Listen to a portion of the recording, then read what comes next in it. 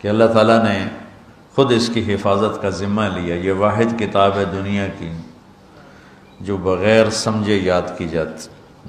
کتنی عجیب بات ہے. چونکہ ہمارے ماحول میں ہے تو ہمیں پتہ نہیں چلتا. جس چیز کو انسان سمجھتا نہ ہو اسے یاد نہیں کر سکتا، دل ہی نہیں لگتا یاد کرنے. اور جس چیز کو سمجھتا ہے اسے یاد کرنے میں دل لگتا ہے. ایک 7 سال کے بچوں کو کیا پتہ میں کیا پڑھ رہا ہوں کیا نہیں پڑھ رہا ہوں، یہ کیا ہے، اور وہ یوں یاد کرتا ہے کہ اوپر سے نیچے پڑھتا ہے، نیچے سے اوپر پڑھتا ہے. وہ جو کراچی کے حفاظ وہ کیا ہے، وہ تو کوئی اللہ پاک کا معجزہ ہے، کرامت ہیں کہ ایک لفظ بتاؤ تو آگے پڑھ دیں گے، پیچھے پڑھ دیں گے. والناس سے شروع ہو کر الف لام میم تک چلے جائیں گے، الف لام سی سے شروع ہو کر والناس تک چلے جائیں گے. ایسا دنیا میں کہیں کسی کتاب کے ساتھ نہیں.